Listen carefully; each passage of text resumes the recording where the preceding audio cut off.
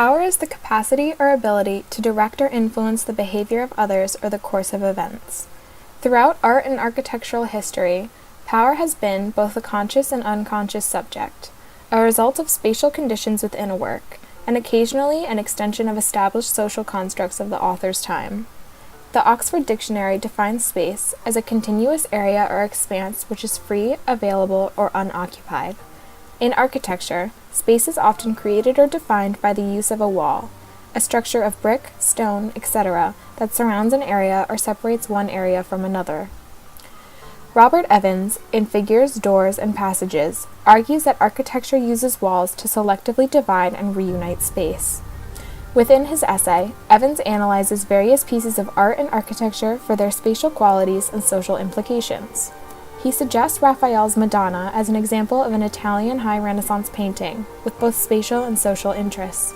He argues that the interplay of the figures within the space forms the compositional principle of the piece, not only emphasizing the personal relationships of the figures, but allowing that relationship to become the subject matter of the work.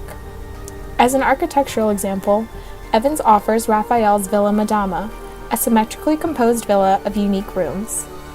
Each room in the villa has multiple doors, allowing easy access to each of the chambers, a desirable attribute according to Leon Alberti, though restricting the privacy of the chambers, an inconvenience in the eyes of Robert Kerr, a 19th century Englishman.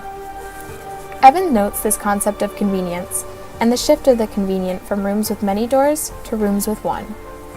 Addressing once again Italian painting, he notes an interesting paradox addressed in Raphael's The School of Athens, where the figures occupying space seem to be disengaged, even uninterested, in the elaborate architecture surrounding them.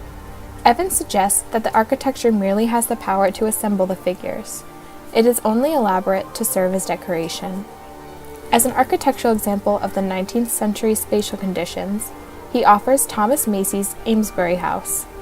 The home has a central passage that connects the rooms on each floor, a decisive move that prevented interactions with the occupants with one another, as well as emphasized the division between the upper and lower ranks of society. William Morris and Philip Webb's Red House, too, emphasized the established societal division between the wealthy and the servants, as its rooms never interconnected, and each had only one door that led to a central circulation space. In Evans' final analysis, he discusses the power of architecture and its ability to encompass everyday reality, as well as provide a format for social life. Not only does the architecture provide a format, it also emphasizes the existing social conditions of the time period. On a similar note, Teresa Calderia discusses the construction of buildings as social symbols, a process she claims elaborates established social differences in her novel, City of Walls. She describes in her essay the creation of fortified enclaves in cities, a residential version of the new urban form, including closed condominiums and collective housing. The basic elements of this new housing were security, seclusion, social homogeneity, amenities, and service. Here, architecture serves not only as a physical form, but also a symbolic extension of the social division between high and low-class peoples. One example Calderia offers is the Portal de Marumbai, a high-rise that she describes as a vertical closed condominium. The building becomes an island for the wealthy. It allows them to escape the exterior world and return to a life of total and secure leisure, and in Calderia's words, becomes the antithesis of the danger of the city. This physical wall between the wealthy and poor reflects their social differences, and perhaps even begins to expand the distance between the social groups, as it shapes their perception of crime and sense of insecurity. It could be argued that Calderia's analysis on these closed condominiums is contained within the boundaries of creating a social hierarchy within Brazilian cities. Michael Foucault, however, pushes isolation within architecture to become a form of order and control over others. In his essay, Panopticism, Foucault emphasizes the creation of a perfectly controlled environment where power is implicitly given within the space.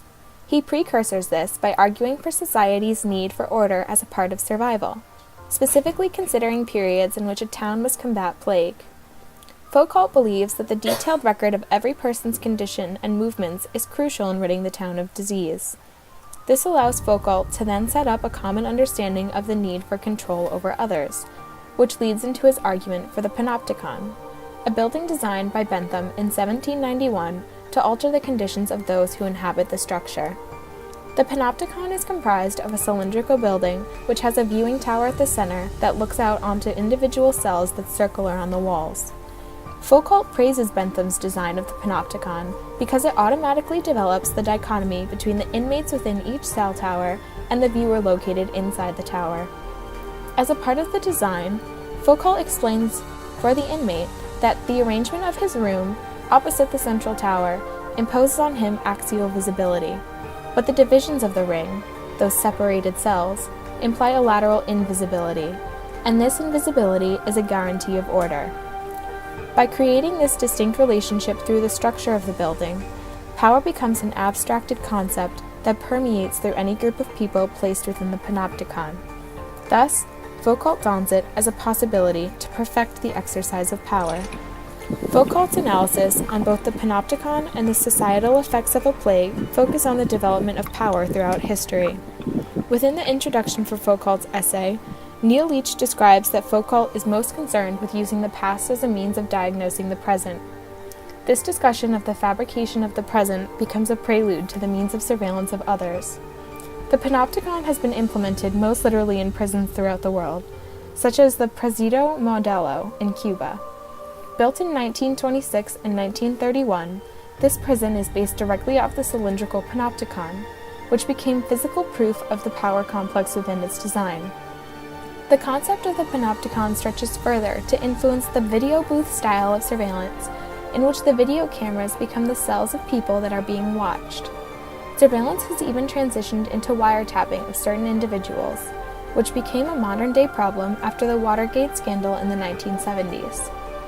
Others have even adapted surveillance via power into their work, such as George Orwell, who wrote the infamous quote, "Big Brother is watching," in his book 1984, as a metaphor for the overbearing, constant surveillance of the USSR population.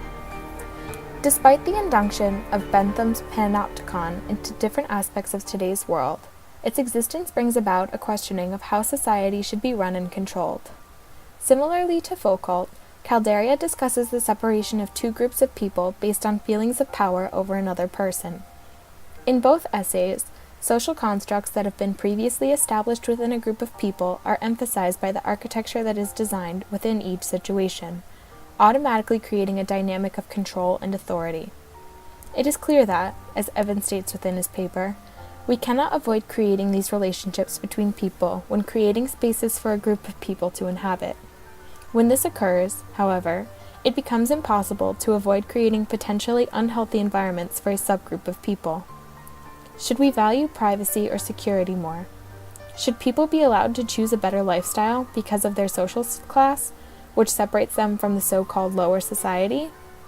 The bottom line of architecture should always be to better a society as a whole, which might not necessarily mean extreme order and power, but instead a balance of the two, with a strong sense of community and common enjoyment of life.